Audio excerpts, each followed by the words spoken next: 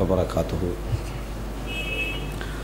إن الحمد لله نحمده ونستعينه ونستغفره ونعوذ بالله من شرور أنفسنا ومن سيئات أعمالنا. من يهده الله فلا مضل له ومن يضلل فلا هادي له. وأشهد أن لا إله إلا الله وحده لا شريك له وأشهد أن محمدا عبده ورسوله. فإن أصدق الحديث كتاب الله وخير الهدي هدي محمد صلى الله عليه وسلم. இந்த நிகழ்ச்சியின் ஊடாக பெற்றுக்கொண்டிருக்கிறோம். அந்த அடிப்படையில் எனக்கு தரப்பட்டிருக்கக்கூடிய தலைப்பு மகத்தானவர்களை அளவைத்த மன்னரை வாழ்க்கை என்ற ஒரு தலைப்பு எனக்கு தரப்பட்டிருக்கிறது. அன்புள்ள சகோதரர்களே, இஸ்லாத்திலே ஏனைய மதங்களை விட வித்தியாசப்படுத்தக்கூடிய விடயங்களில் ஒன்றுதான் இந்த கபரு வாழ்க்கை, மன்னரை வாழ்க்கை என்று அழைக்கப்படக்கூடிய அந்த செய்தி. நீங்கள் ஏனைய மதங்களை எல்லாம் பழகிய சகோதரர்களோடெல்லாம் பேசி பாருங்கள். ஒன்றோ மறுமை வாழ்க்கை பற்றி பேசுவார்கள் அல்லது மறுபிறப்பு பற்றி பேசுவார்கள். ஆனால் மறுமை நாளுக்கும் இவ்வுலக வாழ்க்கைக்கும் இடைப்பட்ட மன்னரை வாழ்க்கை என்ற ஒரு வாழ்க்கை என்ன செய்ய மாட்டார்கள், பேச மாட்டார்கள். இஸ்லாத்தில் மாத்திரம்தான் அப்படிப்பட்ட வாழ்க்கை சம்பந்தமாக திட்ட தெளிவாக விரிவாக சொல்லப்பட்டிருக்கக்கூடிய ஒரு அம்சம் என்பதை முதலாக நீங்கள் புரிந்து கொள்ள வேண்டும். இஸ்லாம் இந்த உலகத்தில் பல விஷயங்களில் ஏனைய மதங்களை விட வித்தியாசப்பட்டு நிற்கிறது. அப்படி வித்தியாசப்பட்டு நிற்கக்கூடிய இடங்களில் இது மிக முக்கியமான ஒன்று.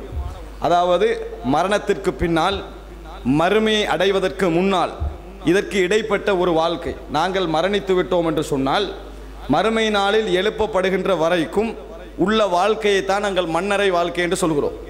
மன்னரை வாழ்க்கை என்று சொல்லப்படுவதன் மூலம் நோக்கம் அடக்கப்பட்ட இடத்துல இருக்கணும் என்றது அல்ல, அந்த கபருக்குள்ள இருக்கணும் என்பது அல்ல.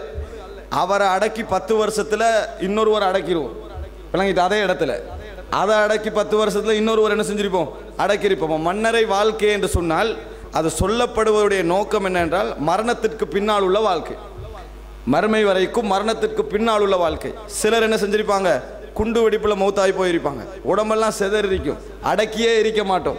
அப்போ அவங்களுக்கெல்லாம் மன்னரை என்றெல்லாம் உண்டு இல்லை. அது எப்படி வழங்கணும், பர்சகுடைய வாழ்க்கை, அதாவது மரணத்திற்கு பின்னால் உள்ள வாழ்க்கை. ரூஹ், உயிர் என்பது அழிக்க முடியாத ஒன்று, உயிர் என்பது அழிக்க முடியாத ஒன்று. அந்த வாழ்க்கையை தான் இஸ்லாம் என்ன சொல்கிறது, மன்னரை, அதாவது மரணத்திற்கு பின்னால் உள்ள வாழ்க்கை என்று சொல்கிறது. இஸ்லாத்தை பொறுத்த வரைக்கும் மோமின்கள் ஒவ்வொருவரும் நம்ப வேண்டும், இப்படி ஒரு வாழ்க்கை இருக்கிறது, மன்னரை என்கின்ற ஒரு வாழ்க்கை இருக்கிறது. மரணத்திற்கு பின்னால் மறுமையில் எழுப்பப்படுகின்ற வரைக்கும் எங்களுக்கு ஒரு வாழ்க்கை இருக்கிறது. அதில் நாங்கள் உணர்வுடன் வாழுவோம். என்ன உணர்வு? ஒன்றேல் நாங்கள் செய்த நன்மைகளுக்கான மகிழ்ச்சியான உணர்வு, அல்லது நாங்கள் செய்த தீமைகளுக்கான வேதனையான உணர்வு, துன்பமான உணர்வு. இந்த இரண்டுடன் தான் எங்களுக்கு அந்த வாழ்க்கை கழியும். மறுமை நாளுக்கு எழுப்பப்படுகின்ற வரைக்கும் ஒன்றுமில்லாமல் ஜடமாக எங்களது வாழ்க்கை என்ன செய்யாது, போகாது. மறுமை நாள் எழுப்பப்படும் வரைக்கும் அது வரைக்கும் எங்களுக்கு எந்த மனவேதனையும் இல்லை, எந்த உடல் வேதனையும் இல்லை. மறுமையில தான் எல்லா விஷயங்களும் என்ற அமைப்பில் அந்த வாழ்க்கை என்ன செய்யாது, போகாது. மரணத்திற்கு பின்னால் வேதனைகளை நாங்கள் அனுபவிப்போம், அல்லது மகிழ்ச்சிகளை என்ன செய்வோம், அனுபவிப்போம்.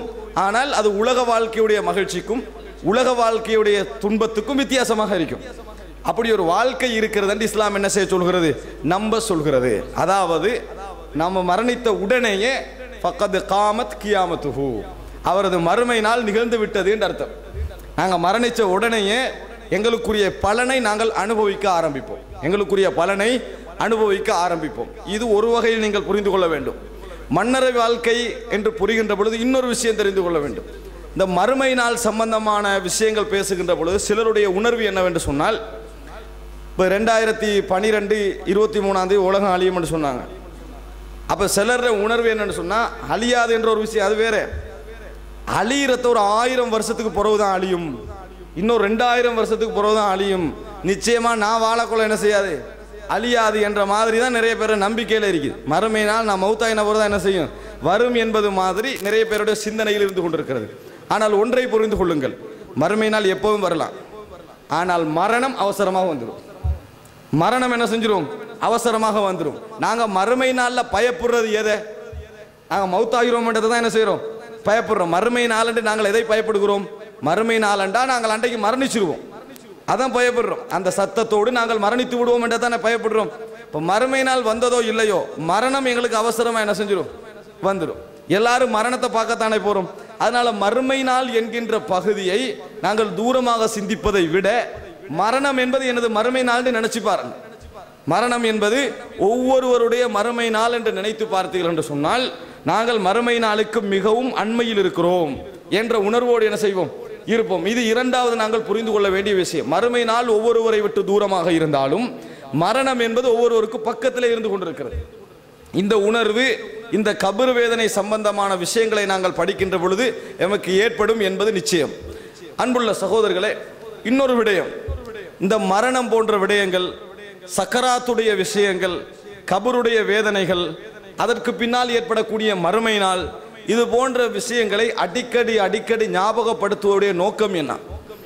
நீங்கள் பார்க்கலாம், மக்காவிலே ஆரம்பமாக இறங்கிய வசனங்களை பற்றி ஆயிஷா ரதியல்லாஹு அன்ஹா அவர்கள் சொல்லுகின்ற பொழுது, ஆயிஷா ரதியல்லாஹு அன்ஹா சொல்கிறார்கள், ஆரம்பமாக மக்காவில் இறங்கிய வசனங்கள் எல்லாம் மறுமையையும் சொர்க்கத்தையும் நரகத்தையும் மக்களுக்கு சொல்லித்தான் இறங்கின. முதலாக சாராயம் அருந்தாதே, விபச்சாரம் செய்யாதே என்று வசனம் இறங்கியிருந்தால் நாங்கள் அதை ஏற்க மாட்டோம் என்று நீங்கள் சொல்லி இருப்பீர்கள் என்று ஆயிஷா ரதியல்லாஹு அன்ஹா சொல்றாங்க. இந்த செய்தி முஸ்லிம்ல நீங்கள் பார்க்கலாம். அப்ப ஆரம்பமாக இறங்கிய வசனங்கள் எல்லாம் ஈமானை தக்ரீர் பண்ணக்கூடிய வசனங்கள், ஈமானை உறுதிப்படுத்தக்கூடிய விஷயங்கள், மறுமை நாளுடைய நம்பிக்கை, கபருடைய நம்பிக்கை, மரணத்திற்கு பின்னால் உள்ள வாழ்க்கையுடைய நம்பிக்கை, இவைகளை உள்ளத்தில் அழுத்தி பதிவு செய்வதற்காகத்தான் அந்த வசனங்கள் இறங்கின. அந்த செய்தியில நீங்க பாருங்க, அந்த வசனங்கள் இறங்கி மனதிலே ஒரு பெரிய பதிவு ஏற்பட்ட பின்னால சாராயம் அருந்தாதே என்று சொன்ன உடனே என்ன செஞ்சாங்க? சாராயத்தை விட்டார்கள். விபச்சாரம் செய்யாதே சொன்ன உடனே விபச்சாரத்தை விட்டார்கள். களவெடுக்காதே களவை விட்டார்கள். ஏன் அவசரமாக விட்டார்கள்? அந்த உள்ளத்திலே மறுமை நாளுடைய அனைத்து பதிவுகளையும் அந்த ஆரம்ப சூறாக்கள், ஆரம்ப வசனங்கள் பதிவு செய்து விட்டன. இந்த பதிவு ஏற்படாதவர்களால் இந்த உலகத்தில் ஒரு நல்ல மாற்றம் ஏற்பட முடியாது. மறுமை நாள் இல்லைன்னு வைங்க, சொர்க்கம் நரகம் சம்பந்தமான நம்பிக்கை மனதில் பதியலை என்று வைங்க, கபரு வேதனை சம்பந்தமான நிகழ்வுகள் பதியலை என்று வைங்க, சக்கராத்தையும் மரணத்தையும் நாங்கள் ஒழுங்காக புரிஞ்சு கொள்ள என்று வைங்க, நீங்க 1000 உரைகள் கேளுங்கள், 1000 பயான் கேளுங்கள், 1000 முறை குர்ஆன் ஓதுங்கள், 1000 நிகழ்வுகளை பாருங்கள், எந்த மாற்றத்தையும் காண மாட்டீங்க. எந்த மாற்றத்தை என்ன செய்ய மாட்டீங்க? காண மாட்டீர்கள். அந்த மாற்றம் எப்படி தெரியுமா இருக்கும்? ஒரு நாள் மாற்றமாக இருக்கும், அரை நாள் மாற்றமாக இருக்கும், அப்படித்தான் மாற்றமாக இருக்குமே ஒழிய ஒரு முழுமையான மாற்றம் காண வேண்டும் என்றால் அடிக்கடி மரணம் சம்பந்தமாக, கபரு வேதனைகள் சம்பந்தமாக, மறுமை நாளுடைய விஷயங்கள் சம்பந்தமாக எங்களுக்கு அறிவுறுத்தப்பட வேண்டும். உரைகள் நாங்கள் அடிக்கடி கேட்க வேண்டும். தொடர்பிலே இருக்க வேண்டும். தொடர்ச்சியான ஒரு தொடர்பிலே இருந்தால்தான் எங்கள் இதயம் என்ன செய்யும்? ஈரமாக இருந்து கொண்டே இருக்கும். இன்றைக்கு எனக்கும் உங்களுக்கு மத்தியில் ஒரு மிகப்பெரிய கவலை என்ன? ஏன் என்னால் கூடுதலாக வணங்க முடியவில்லை, கூடுதலாக இபாதத்தை செய்ய முடியவில்லை, கொஞ்சம் உலக விஷயங்களை கொஞ்சம் ஒதுக்கி, முழுமையாக ஒரு அளவு ஒதுக்கி மார்க்க விஷயத்தில் ஈடுபட முடியவில்லை, ஏன் சில பாவங்களை விட முடியவில்லை? இது எல்லோருடைய கவலை. அதுக்காக வேண்டி மார்க்க உரைகளை கேட்கிறாங்க, நிறைய விஷயங்களை ஈடுபடுகிறார்கள், ஆனால் அவங்களால் என்ன செய்ய முடியவில்லை? மாற்றம் காண முடியவில்லை என்கின்ற ஒரு வேதனை இருந்து கொண்டிருப்பதை பார்க்கிறோம். அதனால் கபரு வேதனையுடைய சப்ஜெக்டை தெரிந்து கொள்வதற்கு முன்னால் முக்கியமான ஒரு விஷயத்தை தெரிந்து கொள்ள வேண்டும். மாற்றம் என்பதை நாங்கள் எதிர்பார்க்கிறோமே, எங்கள் ஒரு மாற்றம் வரும் நாங்கள் எதிர்பார்க்கிறோம். எல்லோரும் மரணிக்கின்ற வரைக்கும் ஒரு முஃமின் மாற வேண்டும் என்ற சிந்தனை இருந்து கொண்டே இருக்க வேண்டும். ஒன்றுல மாறினா இன்னொன்று என்ன செய்யும்? அவனை உறுத்தி கொண்டிருக்க வேண்டும். இப்படி மாறுவது ஏன் எங்களுக்கு கஷ்டமாக இருக்கிறன்னு சொல்லுங்க பாப்போம். மாற வேண்டும் என்று நாங்கள் நினைப்பதில் இஹ்லாஸ் இல்லை. நாங்கள் மாற வேண்டும் என்று நினைக்கிறோமே, மாற முடியுமா இல்லையா என்பது இரண்டாவது அம்சம். மாற வேண்டும் என்று நினைக்கிறோமே, அதில் இஹ்லாஸ் இல்லை. அதுதான் எங்களால் மாற முடியாமல் இருக்கக்கூடிய ஒரு அம்சம். இப்போ ஒருவர் வட்டியை விட்டு மாறணும் என்று அல்லாஹ்ட்ட துஆ கேட்கிறார். யா அல்லாஹ், நான் வட்டியை விட்டு என்ன செஞ்சிடணும்? மாறிடணும். கேட்கக்குள்ளேயே அவரோட உள்ளத்தில் என்ன தெரியுமா?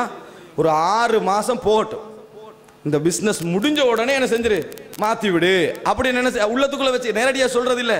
யா அல்லாஹ் மாற வேண்டும் என்று கேட்கக்குள்ளேயே அதை அட்டாச் பண்ணிக்கிறது.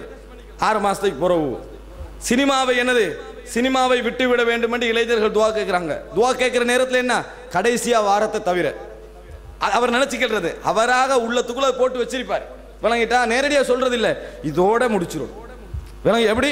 இதான் கடைசி, இதோட முடிச்சிடும். அதோட நான் என்ன செஞ்சிருவேன், மாறிடுவேன். யா அல்லாஹ் எப்படியாவே சினிமா உடனும் அந்த உணர்வோட கடைசியோட வச்சுக்கிறாரு. துஆல இஹ்லாஸ் இருக்குதா? விட வேண்டும் என்பதில் இஹ்லாஸ் இருக்கிறதா? இல்லை. அதே நேரத்தில் இன்றைக்கு நான் சுபஹு தொழணும் அப்படின்னு நினைக்கக்குள்ள நான் இன்றைக்கு 2 மணிக்கு படுக்கிறேன் தானே, அதனால இன்றைக்கு தவிர நாளையிலிருந்து என்ன செய்யணும், சுபஹு தொழணும். அப்படி ஒரு முடிவு. கொஞ்சம் பேர் இந்தியிலிருந்து தொழணும் என்று மாறுவாங்க, லுஹருக்கு மாறி இருப்பார்கள். எப்படி தான் முடிவு எடுப்பாங்க, மகரிபிலிருந்து என்ன செய்வோம், இன்ஷா அல்லாஹ் டைமுக்கு தொழுவோம், அசர் தொழுவோம். இல்லை மாறுறவங்க. விளங்கிட்டா? இந்த மாற்றத்தில் அவங்கள்ட்ட இஹ்லாஸ் இல்லை. முதலாவது எங்கட அளவுல ஒரு முயற்சி இருக்கணுமா இல்லையா? எங்களால் முடிஞ்ச அளவுல ஒரு முயற்சி இருக்கணும். அந்த முடிஞ்ச அளவுல முயற்சி இஹ்லாஸ் இருந்தால் தான் வரும். இப்போ மாறுற அந்த அவனுக்கு முடிஞ்ச கெப்பாசிட்டிக்குள்ளேயே அவனுக்கு விருப்பம் இல்லை, மாறுவதற்கு விருப்பம் இல்லை. இப்போ மாறுவதற்கு விருப்பம் இல்லாத அல்லாட்ட துவா கேட்கிறாரு, மாறணும் மாறணும்னா அல்லாஹ் உதவி செய்வதற்கு எங்கள்கிட்ட முதலாவது ஒரு அளவு இஹ்லாஸ் இருக்கணும். மாற்றத்தில் முடிஞ்ச பகுதியில் இஹ்லாஸ் இருக்கணும், முடியாத பகுதிக்கு இறைவன் உதவி செய்வான். இப்போ நிறைய பேருடைய பிரார்த்தனைகள் இந்த மாற்றம் விஷயத்தில் அங்கீகரிக்கப்படாமல் இருப்பதற்கான அடிப்படை காரணமே அதுதான். நாங்கள் கேட்கின்ற பிரார்த்தனையில் இஹ்லாஸ் இல்லை, நாங்கள் கேட்கின்ற அந்த அதை எடுக்கிற முடிவில் இஹ்லாஸ் இல்லை என்பதுதான் அடிப்படையான காரணம். நிறைய விஷயங்களை நீங்க பாருங்க, மார்க்கம் என்று நீங்க எடுக்கக்கூடிய முடிவுகளை எல்லாம் எடுத்து பாருங்க. எடுத்து பார்த்தீங்கன்னா அந்த முடிவில் ஒரு சின்ன ஒரு விதிவிலக்கு வச்சுப்பீங்க. அந்த முடிவு எடுக்கக்குள்ளேயே ஒரு சின்ன ஒரு விதிவிலக்கு, இதை தவிர அதை தவிர இன்றைக்கு மட்டும் நாளைக்கு மட்டும் என்னது ஒரு செய்தி வச்சிருப்பீங்க. அதனால துவாக்கள் கபூல் ஆவதில்லை. யூசுப் அலைஹிஸ்ஸலாம் அவர்கள் ஒரு சூழல் அகப்பட்டாங்க. அகப்பட்ட நேரத்தில் பெண்கள் சூழல், விபச்சார சூழல் அகப்பட்டாங்க. அப்ப அந்த நேரத்தில் யூசுப் அலைஹிஸ்ஸலாத்துடைய உள்ளம் தூண்டுகின்ற வகையில் தான் அந்த சூழல் இருந்தது. இப்ப அந்த நேரத்தில் அந்த பெண்மணி சொல்றா, நான் தான் அவரை விபச்சாரத்துக்கு அழைத்தேன். ஒரு சபையில பெண்களை வச்சுக்கண்டு நான் தான் இவரை விபச்சாரத்துக்கு கூப்பிட்டேன் என்று சொன்னதுக்கு பின்னால் அந்த இடத்துல விபச்சாரம் நடந்ததுன்னு வைங்களே, யூசுப் மேல குத்தம் வருமா? யூசுப் அலைஹிஸ்ஸலாம் மேல குத்தம் வராது. ஏன்? அந்த நிலைமையில இவள் தான் நிர்பந்திச்சுக்கிறான்னு விளங்கும். அப்ப யூசுப் அலைஹிஸ்ஸலாம் அந்த பெண்மணி சொல்றா, விபச்சாரத்துக்கு இவர் என்னது கட்டுப்படவில்லை என்றால் என்ன நடக்கும் தெரியுமா? அவர் சிறையில் அடைக்கப்படுவார். ஒலைய கூனம் மினசாகரி, அவரு அதாவது தாழ்ந்தவர்களில் ஒருவராக மாறிவிடுவார், ரிமண்டுக்கு போவார், ஜெயிலுக்கு போவார். இப்ப யூசுப் அலைஹிஸ்ஸலாம் அந்த பாவத்திலிருந்து தவிர்க்கிறதுக்குரிய இஹ்லாஸை பாருங்க. அவர் என்ன சொல்றார் தெரியுமா? கால ரப்பி சிஜ்னு அஹப்பு இலைய மிம்மா யதுஊனனி இலை. யா அல்லாஹ், இவர்கள் அழைப்பதை விட சிறைச்சாலை எனக்கு மிகவும் சிறந்தது. அப்ப யூசுப் அலைஹிஸ்ஸலாம் ஒரு முடிவில் இருக்கிறார், நான் விபச்சாரத்திலிருந்து தப்பணும், ஜெயிலுக்கு போனாலும் பரவாயில்ல. அதுல தப்புறதுக்கு ஜெயிலுக்கு போனாலும் பரவாயில்ல, தப்பணும். அப்ப முதலாவது அந்த சூழல் அகப்படுவதற்கு முன்னால எங்கட முயற்சி எப்படி இருக்கணும் தெரியுமா? ஜெயிலுக்கு போனாலும் பரவாயில்ல, இது இருந்து நான் தப்பணும். அதனால தான் யூசுப் அலைஹிஸ்ஸலாம் சொல்றார், கால ரப்பி சிஜ்னு அஹப்பு இலைய மிம்மா யதுஊனனி இலை. அவர்கள் அழைப்பதை விட எனக்கு சிறைச்சாலை சிறந்தது. ஜெயிலில் போட்டாவது என்னை காப்பாத்திருவா. இல்லா தஸ்ரிஃப் அன்னி கைதஹுன்ன அஸ்பு இலைஹின்ன வ அகும் மினல் ஜாஹிலீன். நீ அவர்களுடைய சதியை விட்டு என்னை காப்பாற்றாது விட்டால், திசை திருப்பாது விட்டால் நானும் இந்த தவறில் என்ன செய்வேன், விழுந்து விடலாம். அதனால ஜெயிலில் போட்டாவது என்னை காப்பாத்திரு, நான் ஜெயிலுக்கு ரெடி. இதிலிருந்து தப்புவதற்கு நான் ஜெயிலுக்கு ரெடி. தப்பு செஞ்சா தான் ஜெயில், தப்பிலிருந்து தப்புவதற்கு நான் ஜெயிலுக்கு ரெடி. அப்ப இந்த மாதிரி நாங்கள் முடிவு எடுத்துக்கிறோமா? இப்ப அல்லாஹ் தஆலா சொல்றான், அவர்களுடைய தீங்குகளை விட்டு நாம் யூசுப் அலைஹிஸ்ஸலாத்தை காப்பாற்றினோம். ஏன் தெரியுமா? இன்னஹு மின் இபாதினல் முஹ்லஸீன், அவர் எங்களது இஹ்லாசுள்ள அடியார்களில் ஒருவராக இருந்தார். எமது இஹ்லாசுள்ள அடியார்களில் ஒருவராக இருந்தார். பாவத்தை விட வேண்டும் என்று அவர் நினைத்ததில் அவருக்கு 100க்கு 100 இஹ்லாஸ் இருந்தது.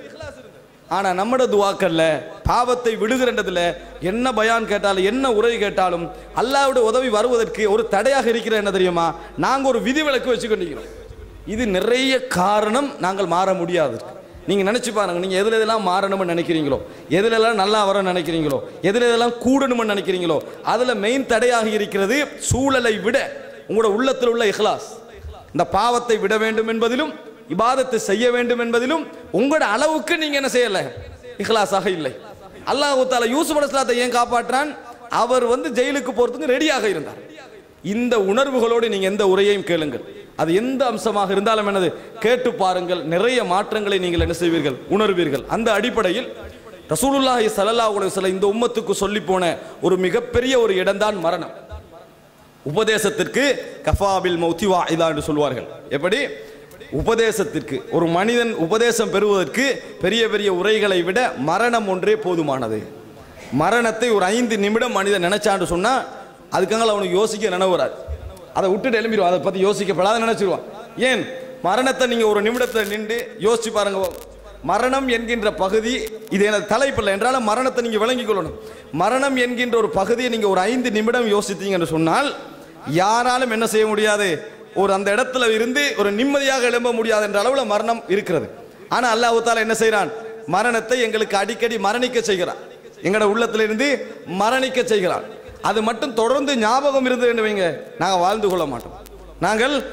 கொள்ள மாட்டோம் என்கின்ற அளவில் மரணம் பயங்கரமானது. எந்த அளவுக்கு எங்களது வாழ்க்கையிலேயே நீங்க இப்படி ஒரு நிபந்தனை போட்டிருந்தா, நீங்க இன்றைக்கு உயிர் வாழணுமாக இருந்தால் 60 முறை மூச்செடுக்க வேண்டும்.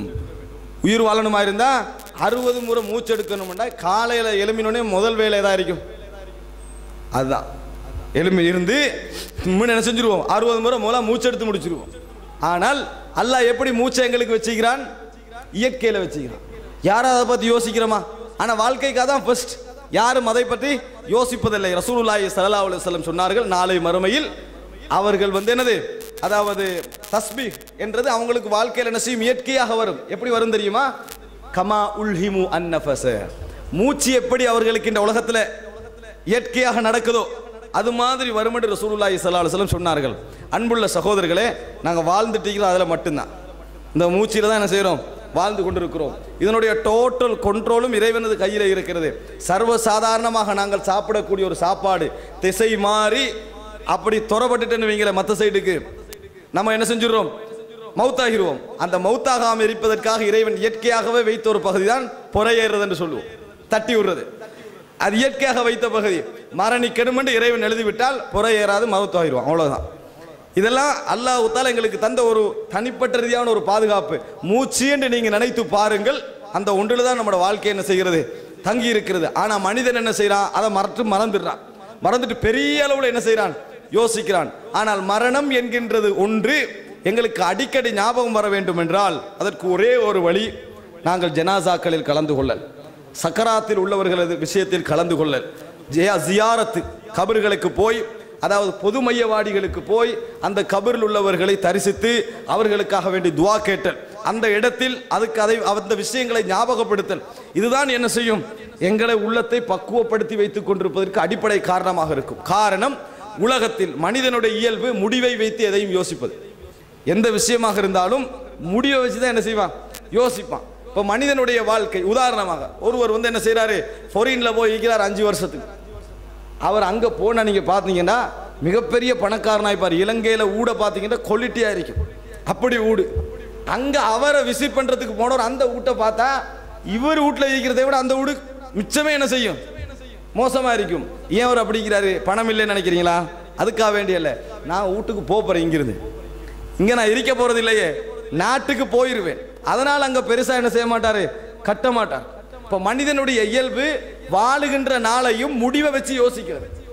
நாங்கள் இந்த உலகத்தில் எங்களோட முடிவு 60 வருஷத்துல எல்லாம் முடிஞ்சிருமெண்டா, அங்க 5 வருஷம் வீட்டுக்கு கொடுக்கிற பெருமதியை தான் இங்க என்ன செய்வோம், கொடுப்போம். எப்ப கொடுப்போம், அந்த ஃபீலிங் எங்களுக்கு இருந்தால், அந்த உணர்வு எங்களுக்கு இருந்தால், அந்த முடிவு பற்றிய உணர்வு எங்களுக்கு இருந்தால், அதுதான் எங்களுக்கு என்ன செய்யப்படும், தந்துவிடும். அன்புள்ள சகோதரர்களே, ரசூலுல்லாஹி ஸல்லல்லாஹு அலைஹி வஸல்லம் அவர்கள் அழகான ஒரு செய்தி சொன்னார்கள். எப்பொழுதும் நாங்கள் மரணத்தை எதிர்பார்த்தவர்களாக இருந்தால், மௌத்துக்கு தயாரானவர்களாக இருந்தால், அதற்கு பின்னால் உள்ள வாழ்க்கை எங்களுக்கு இலகுவா இருக்கும். இப்ப இந்த சபையில நானோ நீங்களோ ஒருவர் இந்த நிமிஷம் மலக்குல் மௌத் உங்கள்கிட்ட வரத்தா நீங்க தயாராக இருக்கிறீங்களான்னு கேட்டா எத்தனை பேர் கை தூக்கும்? இந்த நிமிஷம் மலக்குல் மௌத் உங்களோட உயிரை எடுப்பதற்கு தயாராக இருக்கிறீங்களா? நீங்க சுப தொழுதுங்க தானே, தொழுது லுகர் தொழுதுங்க, அசரு தொழுதும், மகரிபிஷ் எல்லாம் தொழுதும், உயிரெடுக்க தயார் இல்லை. என்ன காரணம்? ஒரு நாள் டைம் தாங்க, கடன் எல்லாம் எழுதிடணும், இன்னும் எழுதல, வரவெல்லாம் எழுதிக்கிறோம், கொடுக்க வேண்டியதெல்லாம் என்ன செய்யல, எழுதல, அது ஒரு காரணம். ரெண்டாவது, இவனுக்கெல்லாம் அநியாயம் செஞ்சுக்கிறோம், இன்னும் மன்னிப்பு கேட்கல, கொஞ்சம் அமானிதம் மிக்குது, மௌத்தாகினா அது யாருன்னு தெரியாது, அது இன்னும் எழுதல, ஒரு பாவம் செஞ்சு அதுக்கு இன்னும் தௌபா செய்யல என்று 4-5 காரணம் வச்சுக்கொண்டிருப்போம். இது மார்க்கப்பற்றோட இருந்தா. கொஞ்சம் உலக சாடையில் இருந்தால் என்ன செய்வோம், ஊடு இப்போ தான் கட்டிக்கிறேன் கூரை போடலை, விளங்கிட்டா அந்த வேலை முடிய இல்லை இந்த வேலை முடியலைன்னு மனசில் என்ன செய்யும், ஒரு இடம் இருந்து கொண்டிருக்கும். இந்த நிமிடத்தில் உங்களுக்கு கேட்கப்பட்டா வானம் பண்ணுவீங்க, ஆனால் மௌத்து வந்துட்டா அந்த நிமிஷத்துக்கு உங்களுக்கு மரணம் வந்து விட்டால், இப்படி ஒரு தேவைகள்லாம் இடையில இருக்குது. அந்த மாதிரி இடையில இருக்கின்ற நேரத்தில் மரணம் வந்து விட்டால் எத்தனை பேர் அந்த மரணத்தை எக்ஸெப்ட் பண்ண தயாராக இருக்கிறோம்? ரசூலுல்லாஹி ஸல்லல்லாஹு அலைஹி வஸல்லம் அவர்கள் சொன்னார்கள், மன் அஹப்ப லிகா அல்லாஹி அஹப்ப அல்லாஹு லிகாஅஹு வமன் கரிஹ லிகா அல்லாஹி கரிஹ அல்லாஹு லிகாஅஹு. யார் அல்லாஹ்வுடைய சந்திப்பை விரும்புகிறாரோ அவரது சந்திப்பை அல்லாஹ் விரும்புவான். யார் அல்லாஹ்வுடைய சந்திப்பை வெறுக்கிறாரோ அவரது சந்திப்பை அல்லாஹு தஆலா வெறுப்பான். இப்போ இந்த இடத்துல யார் அல்லாஹ்வுடைய சந்திப்பை விரும்புகிறீங்கன்னு கேட்டால் நம்ம எல்லாம் கை உயர்த்துவோம். ஆனால் சஹாபாக்கள் விளக்கத்தோடு இருந்தார்கள். உடனே சஹாபாக்கள் சொன்னார்கள், அல்லாவை சந்திக்க விரும்புகிறேன்னு என்ன அர்த்தம் நினச்சி பாருங்க. நான் மௌத்தாக ரெடி, அல்லாவை சந்திக்கிறேன்னு என்ன செய்யணும், நான் மௌத்தாகணும். மௌத்தாகாமல் அல்லாவை என்ன செய்யலாது, நம்ம சந்திக்க இயலாது. மரணிக்க ரெடியான்னு கேட்டு பாருங்க, அல்லாவை சந்திக்க ரெடி, மௌத்தாக ரெடி இல்லை. அதை உடனே சஹாபாக்கள் கேட்டார்கள், எங்களில் உள்ள எல்லோரும் மௌத்தை வெறுப்பவர்கள் தானே அல்லாவின் தூதரே, எங்களில் உள்ள எல்லோரும் மௌத்த விருப்பம் தானே, அப்போ எப்படி அல்லாஹ் தஆலாவை சந்திப்பை விரும்பினா தான் அல்லாஹ் எங்களை விரும்புவான்னு சொல்லுவான் என்று ரசூலுல்லாஹி ஸல்லல்லாஹு அலைஹி வஸல்லம் இடத்தில் கேட்டார்கள். அதற்கு ரசூலுல்லாஹி ஸல்லல்லாஹு அலைஹி வஸல்லம் சொன்னார்கள், லைஸ கமா தத்ஹபூன், நீங்கள் கருதுவது போன்றல்ல. வதாலிக இதா ஷஹஸல் பஸர் வக்ஷஅர்ரல் ஜில்த் வதஷன்னஜத்தில் அஸாபி என்று ரசூல் ஸல்லல்லாஹு அலைஹி வஸல்லம் ஒரு பெரிய ஒரு பட்டியலை என்ன செய்கிறார்கள், சொல்லிக் கொண்டு வருகிறார்கள். அதாவது அந்த நேரம் அல்ல, உங்களது கண் அப்படியே அதாவது விழித்து பார்க்கின்ற நேரம், பிறண்டு பிறண்டு பார்க்கின்ற நேரம், வக்ஷஅர்ரல் ஜில்த் உங்கள் மயிர்கள் எல்லாம் சிலிர்க்கின்ற நேரம், அதே போன்று வதஷன்னஜத்தில் அஸாபி விரல்கள் ஒன்றோடொன்று பின்னிக் கொள்ளுகின்ற நேரம், இதயம் துடிக்கின்ற நேரம். ரசூல் ஸல்லல்லாஹு அலைஹி வஸல்லம் சொல்றாங்க, இந்த நேரத்தில் சக்கராத்துடைய நேரத்தை சொல்றாங்க, உயிர் போற நேரம் இருக்குது. இந்த நேரத்தில் யார் உசுறு போரென்று விளங்கி, யா அல்லாஹ் நான் உன் சந்திப்பை விரும்புகிறேன், நான் இப்ப மரணிக்க போறேன், நான் அதுக்கு தயாராகத்தான் இருந்தேன் என்று அந்த நிமிடம் யார் அல்லாஹ்வுடைய சந்திப்பை விரும்புகின்றார்களோ அல்லாஹ் அவரது சந்திப்பை விரும்புவான். ஆனா அந்த நிமிடம் அடே இதை செய்யலை, இதை முடிச்ச உடனே நம்ம போகலாமே, அது முடியலையே அப்படி என்று ஒரு மனிதன் நினைத்தான் சொன்னால், ஒரு அவகாசம் கேட்கின்ற உணர்வு அவனுக்கு வருமாக என்றால் அல்லாஹு தஆலா அவனது சந்திப்பை வெறுப்பான், அவனது சந்திப்பை வெறுப்பான் என ரசூலுல்லாஹி ஸல்லல்லாஹு அலைஹி வஸல்லம் அவர்கள் சொன்னார்கள். அன்புள்ள சகோதரர்களே, மரணம் வருகின்ற அந்த செகண்ட் இருக்குதே, நம்மளுக்கு பக்கத்தில் மனைவி இருப்பான், நம்மளுக்கு பக்கத்தில் பிள்ளைகள் இருக்கும், உறவுகள் இருக்கும். ஆனால் ஒரு செகண்ட் நான் மரணிக்க போகிறேன் என்று சொல்றதுக்கு அவகாசம் இருக்காது. உயிர் போவது எங்களுக்கு புரியும், பக்கத்தில் உள்ள உறவுகளை நாங்கள் காணுவோம், ஆனால் கையை பிடிச்சி நான் போகிறேன் என்று சொல்றதுக்கு என்ன செய்யாது, எங்களுக்கு அவகாசம் இருக்காது. விளங்கு எங்களுக்கு நான் மௌத்தாக போறேன்னு ஒரு சந்தர்ப்பம் சொல்லுவதற்கு அது விளங்காத ஒரு நேரம். அன்புள்ள சகோதரர்களே, இந்த நேரத்தில் யார் அல்லாஹ்வுடைய சந்திப்பை விரும்புகின்றார்களோ, இந்த நேரத்தில் யார் அல்லாஹ்வுடைய சந்திப்பை உவக்கின்றார்களோ, அதை ஆசை வைக்கின்றார்களோ அவர்களது சந்திப்பை அல்லாஹு தஆலா விரும்புவான் என ரசூலுல்லாஹி ஸல்லல்லாஹு அலைஹி வஸல்லம் அவர்கள் சொன்னார்கள். அன்புள்ள சகோதரர்களே, இந்த நிலைப்பாட்டில் நாங்கள் மரணத்தில் இருக்கிறோமா என்று நினைத்து பாருங்கள். ஒரு மனிதன் அதாவது மரணித்து அடக்கப்பட்டு விட்டால் அந்த அடக்கப்படுகின்ற விஷயத்தை ரசூலுல்லாஹி ஸல்லல்லாஹு அலைஹி வஸல்லம் சொல்கிறார்கள், ஜனாசாவை நீங்கள் சுமந்து விட்டால் வேகமாக கொண்டு செல்லுங்கள், வேகமாக கொண்டு சொல்லுங்கள். காரணம் என்ன தெரியுமா, அது நல்ல ஜனாசாவாக இருந்தால் நீங்கள் நலவின் பக்கம் அவசரமாக கொண்டு செல்கிறீர்கள், அது கெட்ட ஜனாசாவாக இருந்தால், மோசமான மரணமாக இருந்தால் ஃபஷர்ருன் தலஊனஹு அன் ரிகாபிக்கும், நீங்கள் ஒரு தீங்கை உங்களோட கையில் உங்களோட தோள்கள் இருந்து அவசரமாக என்ன செஞ்சிடுறீங்க, கீழே வைத்து விடுவீர்கள். எனவே அவசரமாக கொண்டு போங்க, நல்லதோ கெட்டதோ அவசரமாக கொண்டு போங்க என்று ரசூலுல்லாஹி ஸல்லல்லாஹு அலைஹி வஸல்லம் சொன்னார்கள். அப்படி கொண்டு போவது நல்லவர்களுக்கு, அதாவது தூக்கிட்டோம் என்று சொன்னால் நல்லவர்களுக்கு நல்லது, கெட்டவர்களாக இருந்தால் உங்களுக்கு நல்லது. ரசூலுல்லாஹி ஸல்லல்லாஹு அலைஹி வஸல்லம் சொல்லி காட்டுகிறார்கள். அது மாத்திரமல்ல, ஜனாசா ஒன்று போற நேரத்தில் அந்த ஜனாசா என்ன சொல்லும், கத்திமூனி கத்திமூனி, நல்லதாக இருந்தா என்னை அவசரமா என்ன செய்யுங்க கொண்டு போங்க என்று சொல்லும். ஆனால் மோசமான ஜனாசாவாக இருந்தால் என்னை எங்க கொண்டு போறீங்கன்னு என்ன செய்யும், அது கேட்கும் என ரசூலுல்லாஹி ஸல்லல்லாஹு அலைஹி வஸல்லம் அவர்கள் சொன்னார்கள். அன்புள்ள சகோதரர்களே, அது எதை பொறுத்து அமையும், நாங்கள் மரணத்தை எந்த அளவில் விரும்புகிறோம், எந்த நிலையில் தயாராக இருக்கிறோம் என்ற இடத்தை வெறுத்து இந்த இடத்தை பொறுத்து தான் என்ன செய்கிறது, தீர்மானிக்கப்படுகிறது என்பதை நாங்கள் புரிந்து கொள்ள வேண்டும். எந்த நிலையில் நாங்கள் இருக்கிறோம், எங்கள் குடும்பத்தை விட்டு பிரிகின்ற நேரத்தில் நாம் எம் குடும்பத்தை விட போகின்ற இடத்தை நேசிக்கிறோமா, பிரிகின்ற குடும்பத்தை நேசிக்கிறோமா? எல்லோரும் குடும்பத்தை நேசிக்கின்றவர்கள், சமூகத்தை நேசிக்கின்றவர்கள், உறவுகளை நேசிக்கின்றவர்கள். ஆனால் அந்த நேசங்கள் எல்லாவற்றையும் விட என்னை படைத்து என்னை இந்த உலகத்தில் வாழ வைத்து நல்ல வாழ்க்கை ஒன்றை தந்து முறையாக என்னை வழிநடத்திய இறைவனது சந்திப்பு தான் எனக்கு விருப்பம். நான் இறைவனிடத்தில் போவதனால் நான் நல்லவனாக இருந்தால் என் குடும்பத்தையும் என் குழந்தைகளையும் எனது உறவுகளையும் நான் கவனித்ததை விட இறைவன் கவனிப்பான் என்ற அந்த நல்லெண்ணம் இருக்கிறதே, அப்படி உள்ள ஒருவனால் தான் இறைவனின் பக்கம் என்ன செய்ய முடியும், நாட்டம் வைக்க முடியும். சகோதரர்களே, அன்புள்ள சகோதரர்களே, ரசூலுல்லாஹி ஸல்லல்லாஹு அலைஹி வஸல்லம் அவர்கள் இந்த ஜனாசாவுடைய விஷயங்களில் நிறைய விடயங்களை எங்களுக்கு கற்றுத் தந்திருக்கிறார்கள். நபி அவர்கள் கபருடைய விஷயங்களை பற்றி சொல்கின்ற பொழுது சொன்னார்கள், ஒரு முறை அதாவது சூரிய கிரகணத்திற்காக தொழுதார்கள். தொழுது முடித்துவிட்டு மக்களை பார்த்து நபி அவர்கள் சொன்னார்கள், நான் இதற்கு முன்னால் எதையெல்லாம் காட்டப்படவில்லையோ அத்தனையும் எனது இந்த இடத்தில் காட்டப்பட்டது. இன்றைக்கு தொழுத நேரத்தில் எனக்கு காட்டப்பட்டது, இன்னக்கும் துபுதலூன ஃபீ குபூரிக்கும், நீங்கள் வைன்னக்கும் துஃப்தனூன ஃபீ குபூரிக்கும் மிஸ்ல ஃபித்னத்தி தஜ்ஜால், அதாவது அவ் கரீபம் மின்ஹா, நீங்கள் உங்கள் கபர்களில் தஜ்ஜால் வந்தால் எப்படி சோதிக்கப்படுவீர்களோ அந்த அளவில் உங்கள் கபர்களில் சோதிக்கப்படுவீர்கள்.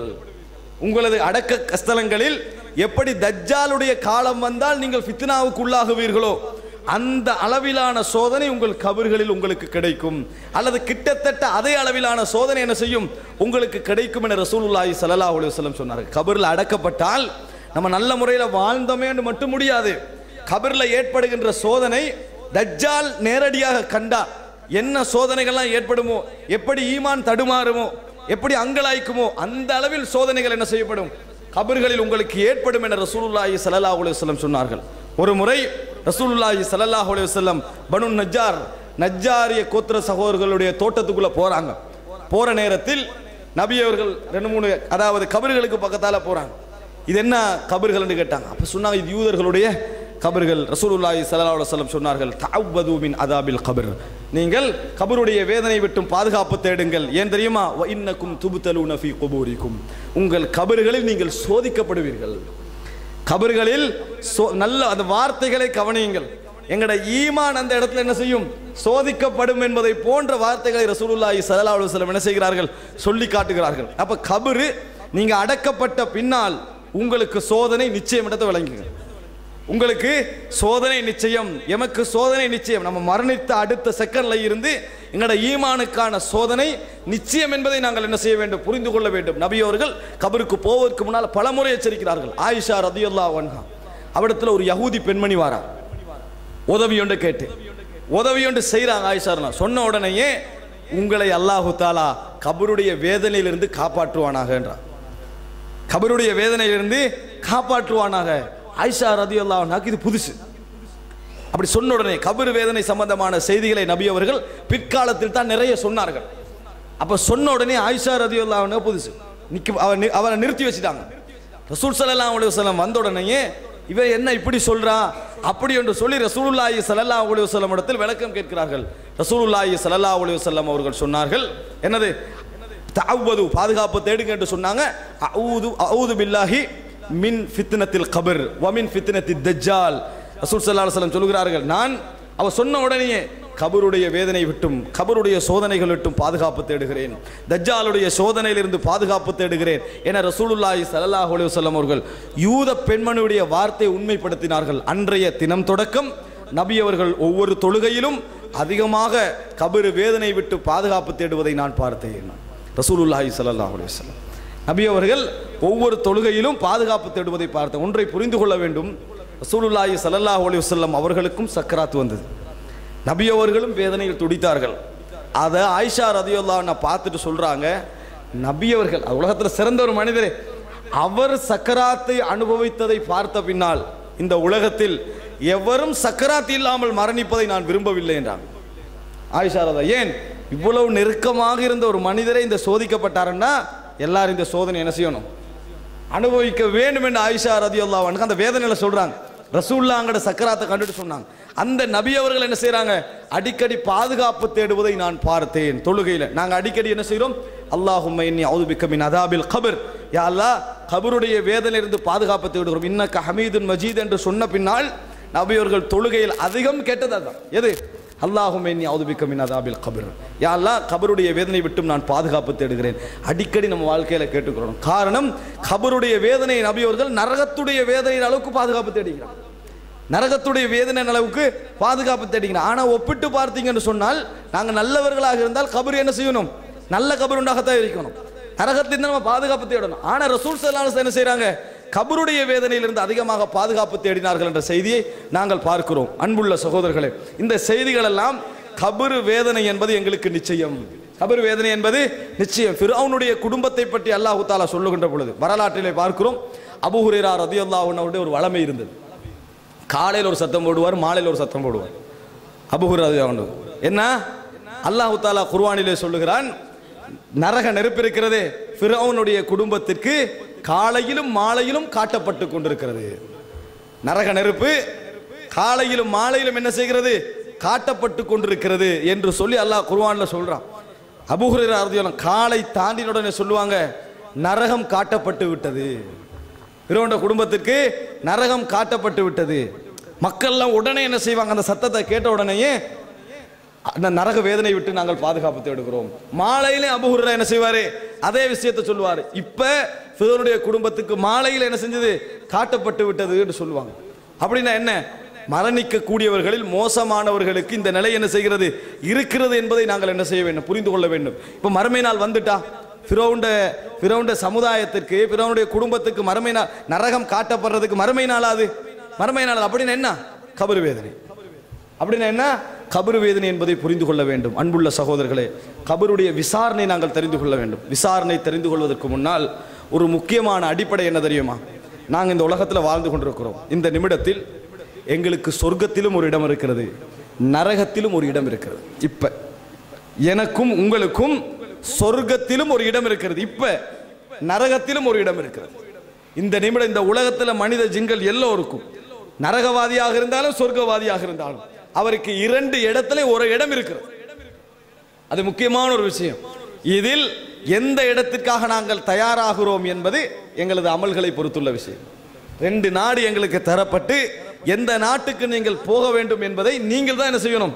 தீர்மானிக்க வேண்டும் என்ற அடிப்படையில் சொர்க்கம் நரகம் இதில் ரெண்டிலும் எங்களுக்கு இடம் இப்பொழுது இருந்து கொண்டிருக்கிறது. இந்த இடத்தில் எந்த இடத்திற்கு நாங்கள் போகிறோம்? நாங்கள் ஒரு நாளைக்கு 12 ரக்காத்துக்கள் தொழுகிறோமா? எங்களுக்கென்று தரப்பட்ட இடத்தில் நாங்கள் ஒரு மாளிகை கட்டுகிறோம். ஒரு லா ஹவுல வலா குவத்த இல்லா பில்லாஹ் என்று சொல்கிறோமா?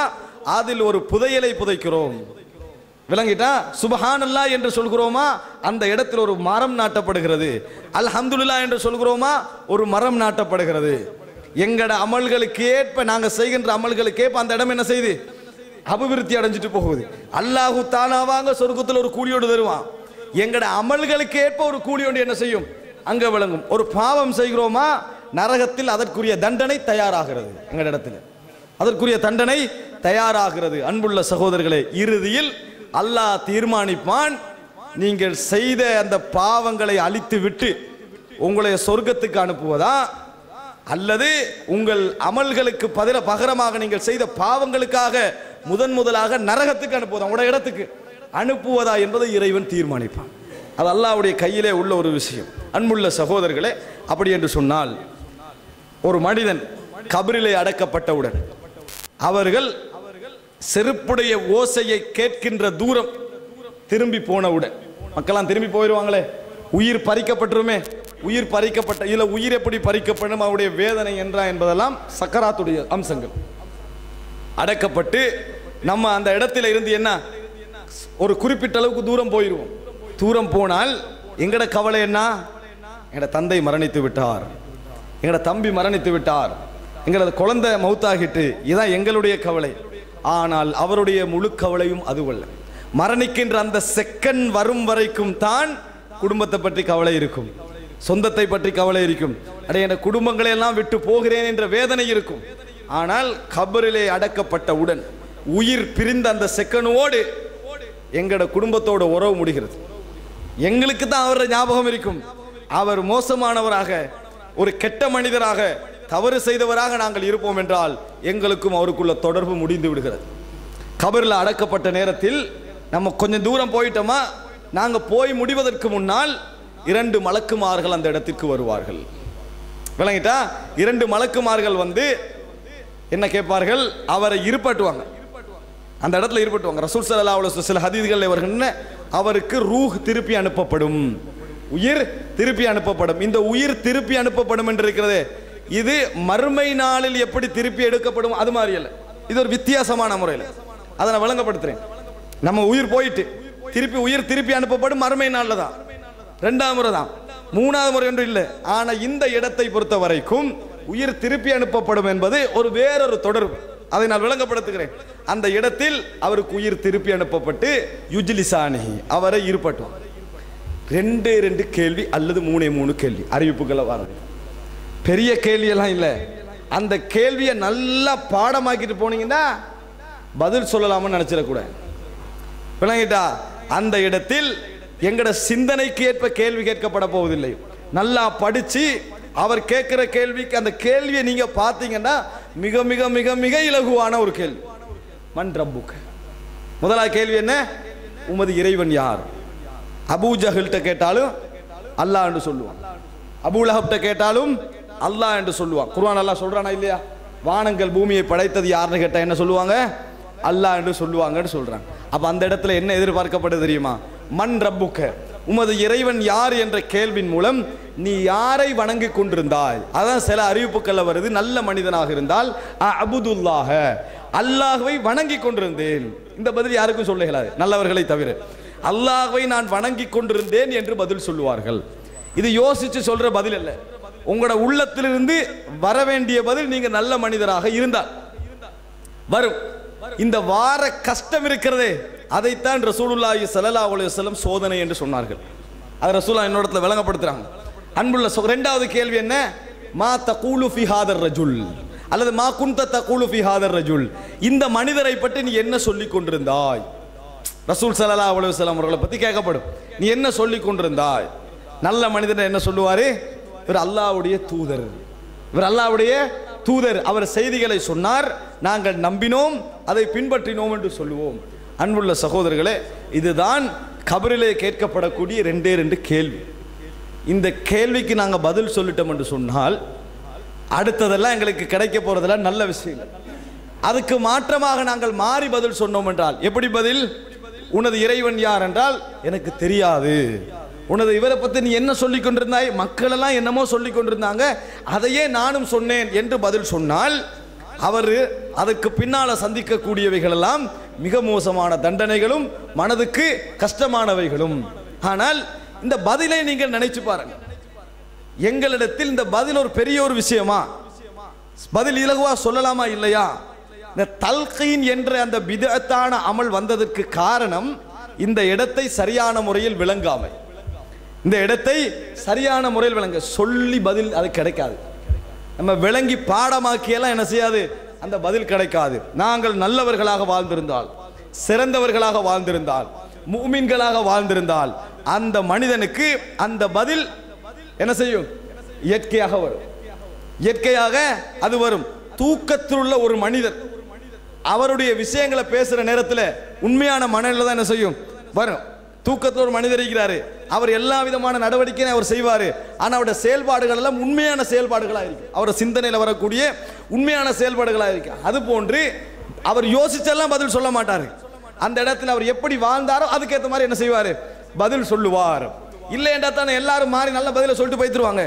பதில் என்ன செய்வார்? சொல்லுவார். கெட்ட மனிதராக வாழ்ந்திருந்தார் தவறாக பதில் சொல்லுவார். நல்ல மனிதராக, நல்ல வாழ்க்கையோடு நல்ல முறையாக வாழ்ந்திருந்த மனிதர் கேள்வி கேட்கப்பட்டால் சிறந்த முறையில் அந்த பதில். இது எவ்வளோ நேரத்தில் நடக்க போகுது தெரியுமா?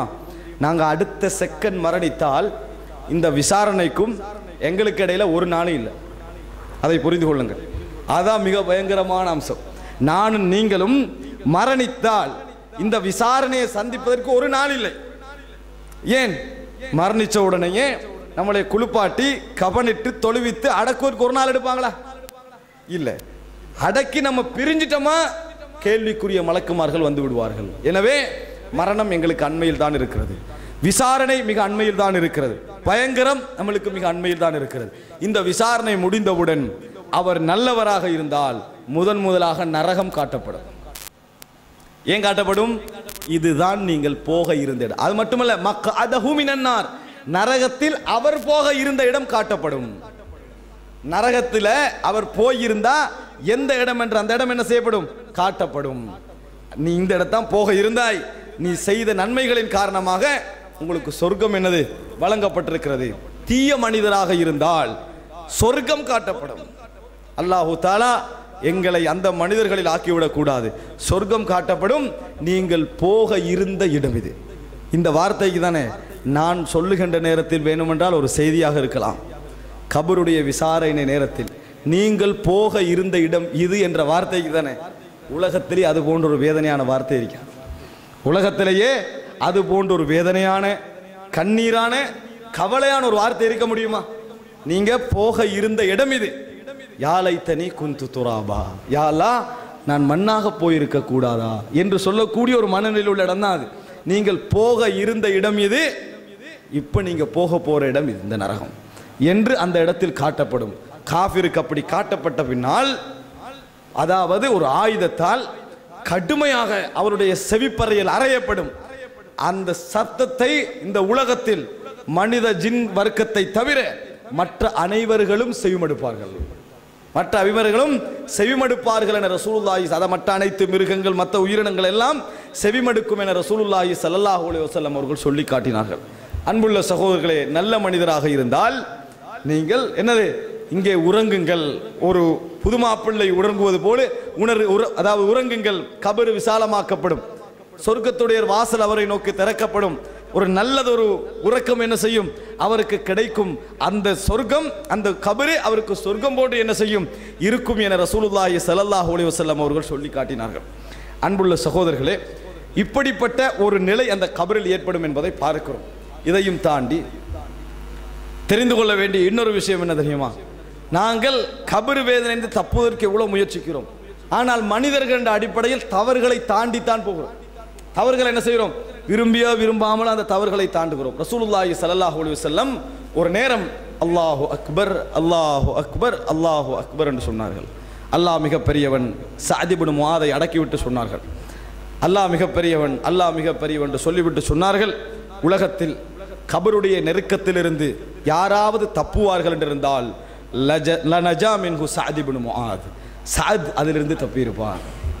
சஅத் என்ன செய்திருப்பார்? அந்த நெருக்கத்திலிருந்து தப்பியிருப்பார். அந்த கபரு ஒரு முறை அவரை நெருக்கியது என ரசூலுல்லாஹி ஸல்லல்லாஹு அலைஹி வஸல்லம் சொன்னார். கபரு அது சம்பந்தமான சில பலகீனமான செய்திகளும் வருகின்றன. ஆனால் இந்த இடத்தில் கபரு அவரை ஒரு முறை நெருக்கியது என ரசூலுல்லாஹி ஸல்லல்லாஹு அலைஹி வஸல்லம் அவர்கள் சொன்னார்கள். அதில் இருந்து யாராவது தப்புவதற்கு சந்தர்ப்பம் இருந்தால் சஅத் இப்னு முஆத் அதிலிருந்து தப்பியிருப்பார். அப்படின்னா என்ன? நாங்கள் அதை சந்திக்காமல் என்ன செய்ய முடியாது? போக முடியாது. எங்களது பாவங்களுக்கு ஏற்ப அந்த நெருக்கத்தின் வேகம் அதிகரிக்கும், எங்களது நன்மைகளுக்கு ஏற்ப அது குறையும். அப்ப சர்வசாதாரணமான ஒரு தவறுக்கு தான் சஅத் இப்னு முஆத் என்ன செய்திருக்கிறார்? அந்த நெருக்கத்தை என்ன செய்திருக்கிறார்? அடைந்திருக்கிறார். ஏன்னா மனிதர்கள் எல்லாம் ஒரு தவறுகளை தாண்டித்தான் என்ன செய்வோம்? அந்த போவோம். அதனால கபர் ஒரு லம்மா, ஒரு அணைத்தல் என்ன செய்யும்? கபருக்கு நெருக்குதல் ஒன்று இருக்கும் என ரசூலுல்லாஹி ஸல்லல்லாஹு அலைஹி வஸல்லம் அவர்கள் சொன்னார்கள் என்ற செய்தியை பார்க்கிறோம். அன்புள்ள சகோதரர்களே, நாங்கள் எங்களில் தாங்கி இருக்கக்கூடிய இந்த உயிர் இருக்கிறதே, இந்த உயிரை பொறுத்த வரைக்கும் நாங்கள் இந்த உடலில் இந்த உயிருடைய தூண்டுதலில் செய்கின்ற வேலைகளுக்கு ஏற்பத்தான் இந்த உயிருக்கு பாராட்டு இருக்கிறது. இந்த உயிர் வானத்தை நோக்கி உயர்த்தப்படுகின்ற அந்த நேரம் நல்ல உயிராக இருந்தால் மலக்குமார்கள் என்ன சொல்வார்கள் தெரியுமா? ஸல்லல்லாஹு அலைஹி வ அலா ஜஸதின் குன்தி தஅமுரினஹு, உங்களுக்கு இந்த உயிர் மீது அல்லாஹ்வுடைய அருள் உண்டாவதாக, இந்த உயிர் மீது அல்லாஹ்வுடைய அருள் உண்டாவதாக. நீ எந்த உடலை நிர்வகித்துக் கொண்டிருந்தாயோ, எந்த உடலை அதாவது நிர்வாகம் செய்து கொண்டிருந்தாயோ, அந்த உடலுக்கும் அல்லாஹ்வுடைய ரஹ்மத் உண்டாவதாக. அப்படின்னா உயிர் வேறு, உடல் வேறு. உடல் மண்ணா போயிரும் வைங்களேன், இந்த உடலுக்கும் இந்த உயிருக்கும் அல்லாஹ்வுடைய ரஹ்மத் என்ன உண்டாவதாக என்று மலக்குமார்கள் பிரார்த்தனை செய்வார்கள் என்ற செய்தியை பார்க்கிறோம். அந்த உடல், இதற்கு பின்னால் நாங்கள் பார்க்கிறோம் மண்ணோடு மண்ணாக போகின்ற காட்சியை பார்க்கிறோம். அல்லாஹு தஆலா சொல்கிறான், எங்களுக்கு தெரியும், கத் அலிம்னா மா தன்குசுல் அர்து மின்ஹும் வ இந்தனா கிதாபுன் ஹஃபீஸ், அவர்களது உடலிலிருந்து எவ்வளவு பூமி குறைத்து வருகிறது என்பதை நாங்கள் அறிந்து வைத்திருக்கிறோம். ஒரு நாளைக்கு ஒரு பெர்சன்டேஜ் பூமி தின்னுமே உடம்ப, அதை நாம் அறிந்து வைத்திருக்கிறோம். எவ்வளோ இந்த பூமியோட கலந்திருக்கிறது, எவ்வளோ குறைஞ்சு கொண்டு போகுது என்பதை நாம் அறிந்து வைத்திருக்கிறோம். நாம் மண்ணோடு மண்ணாக உக்கி போனாலும் எங்களுக்கு கபருடைய வேதனை நடந்து கொண்டிருக்கும். கபருடைய வேதனை நடந்து கொண்டிருக்கும். உடல் ஒன்றாக இருந்தால்தான் அல்லாஹ்வுக்கு தண்டனை கொடுக்கணும் என்றது அல்ல. எங்களது கை எங்களை விட்டு வேறுதலாக இருந்தாலும் இந்த வேதனையை அந்த கைக்கும் உயிருக்கும் ஒரேடியாக சேர்த்து கொடுப்பதற்கு அல்லாஹு தாலா சக்தி உள்ளவன் என்பதை புரிந்து கொள்ள வேண்டும். துகள் துகளாக மாறினாலும் அதனுடைய கனெக்ஷனை ஒன்றா வச்சு தண்டனை கொடுப்பதற்கு அல்லாஹு தாலா சக்தி உள்ளவன் என்பதை நாங்கள் என்ன செய்து விடக்கூடாது, மறந்து விடக்கூடாது சகோதரர்களே. அப்படிப்பட்ட வேதனை உள்ள ஒரு பயங்கரமான ஒரு நிலையுள்ள இடம்தான் கபர். அதனால் தான் ரசூலுல்லாஹி ஸல்லல்லாஹு அலைஹி வஸல்லம் அவர்கள் அதில் இருந்து கடுமையாக பயந்தார்கள், கடுமையாக என்ன செய்தார்கள், பாதுகாப்பு தேடினார்கள் என்ற செய்தியை பார்க்கிறோம். இந்த அடிப்படையில் நிறைய நல்லவர்கள், மார்க்கத்திலே வாழ்ந்தவர்கள், பயந்தவர்கள் எல்லோரும் கபரிலே கடுமையாக அழுதிருக்கிறார்கள். உமர் இப்னுல் கத்தாப் ரலியல்லாஹு அன்ஹு அவர்கள் மரண படுக்கையில் கொலை செய்யப்பட்டு மரண படுக்கையில் இருக்கிறார்கள்.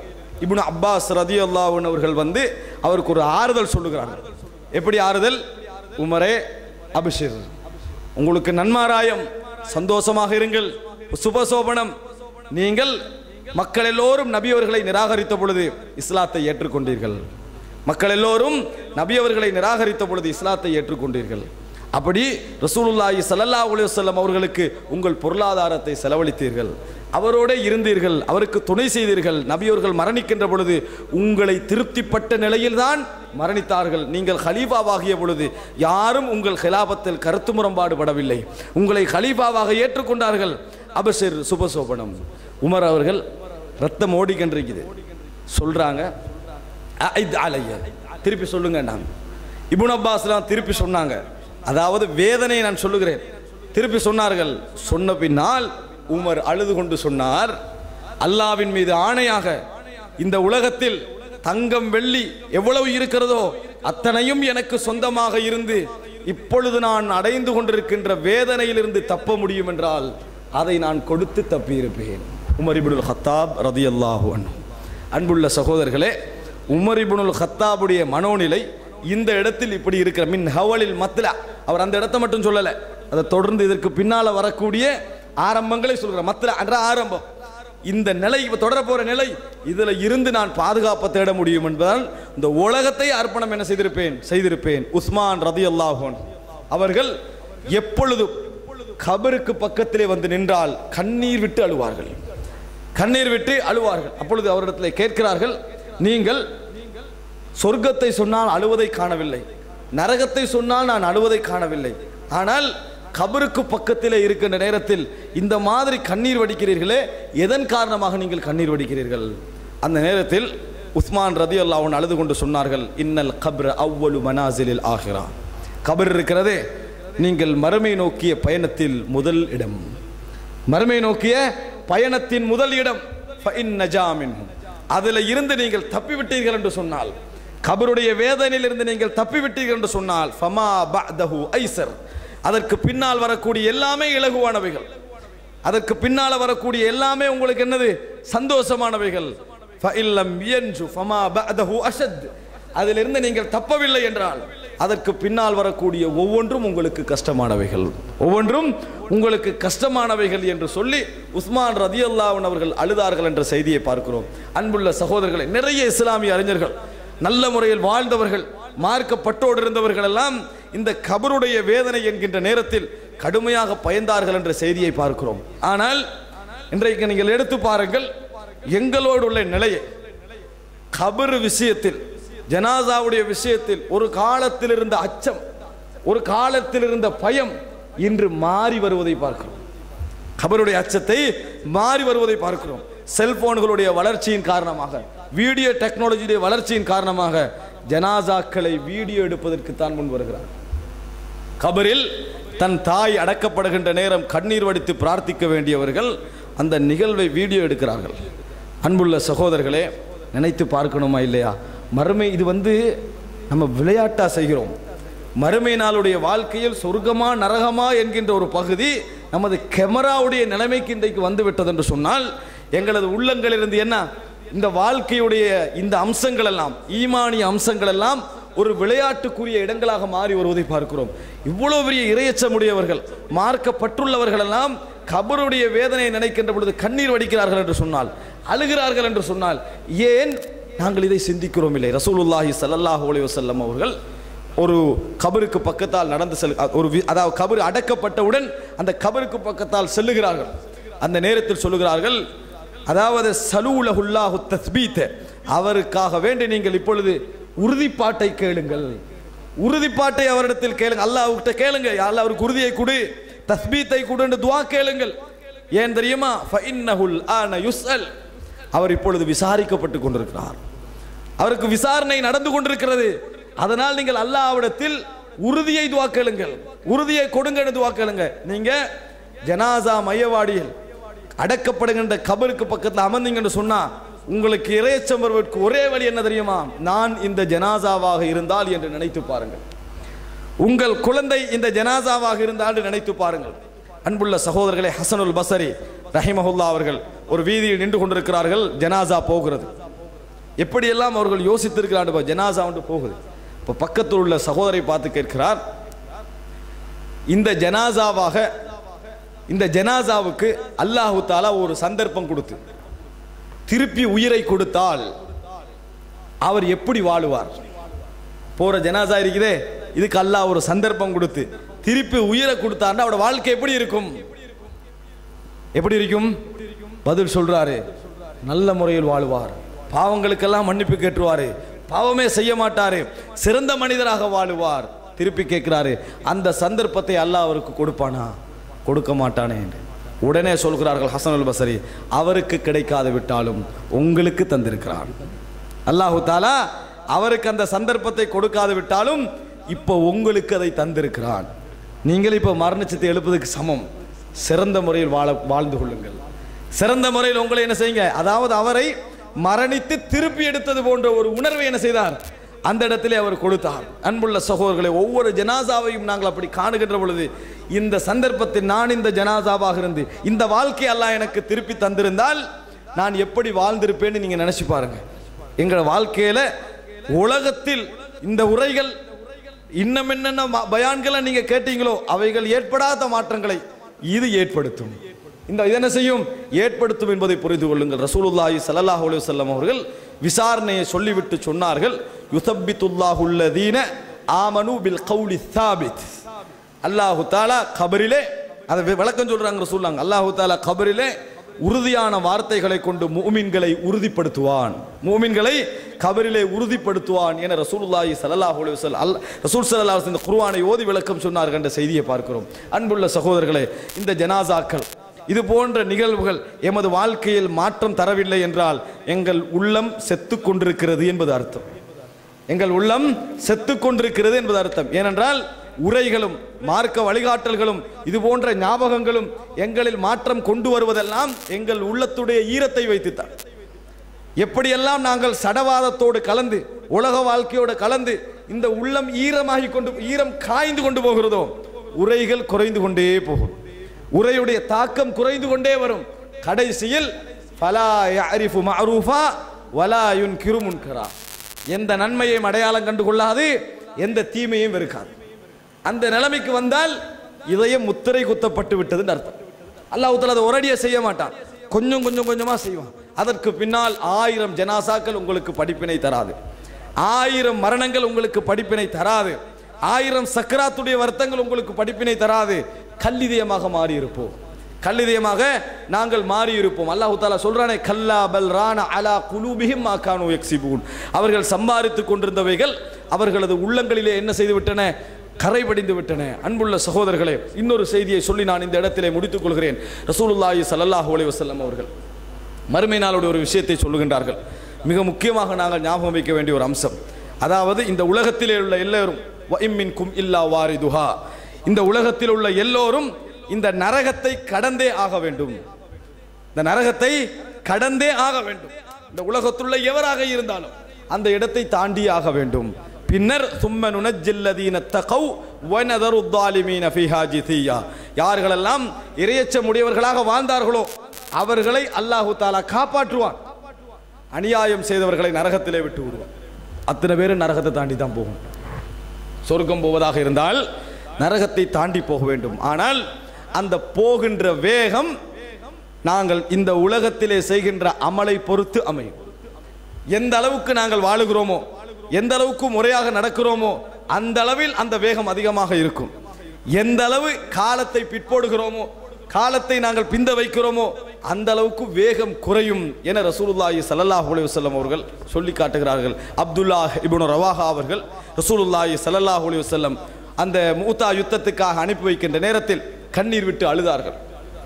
அப்ப இவர் ஊரை விட்டு தூரமான இடத்துக்கு பிரிகிறாரே என்பதனால் தான் அழுகிறாரோ என்று நினைத்தார்கள். அந்த நேரத்தில் இதுக்கு அழுகிறீங்களான்னு கேட்டு அதற்காக வேண்டிய அளவில்லை, நான் இந்த ஜிஹாதில் உயிர் கொடுத்து போராடி கொல்லப்பட்டாலும் நான் நரகத்தை தாண்டித்தானே சொர்க்கம் செல்ல வேண்டி இருக்கிறது என்பதை நினைத்துத்தான் கண்ணீர் வடிக்கிறேன் என்று சொன்னார். அதை தாண்டித்தானே நான் சொர்க்கம் செல்ல வேண்டி இருக்கிறது என்பதை நினைத்துத்தான் கண்ணீர் வடிக்கிறேன் என்று சொன்னார்கள். அன்புள்ள சகோதரர்களே, எனவே எங்களது வாழ்க்கையில் நல்ல மாற்றங்கள் வர வேண்டும் என்றால் இது போன்ற மறுமையோடு, மரணங்களோடு, எமது மரணத்துக்கு பின்னால் உள்ள நிகழ்வுகளோடு சம்பந்தப்பட்ட விடயங்களை எங்கள் வாழ்க்கையில் நாங்கள் மனதிலே பதிய வைத்துக் கொள்ள வேண்டும். பாவத்தை விடுகின்றதில் எங்களுக்கு ஒரு இஹ்லாஸ் இருக்க வேண்டும். நான் விட வேண்டும் என்கின்ற ஆசை என் உள்ளத்தை தொட்டு கொண்டிருக்க வேண்டும். மனிதன் பாவம் செய்யக்கூடியவன், சந்தர்ப்பம் இல்லாது விட்டால் சந்தர்ப்பத்தில் விழக்கூடியவன்.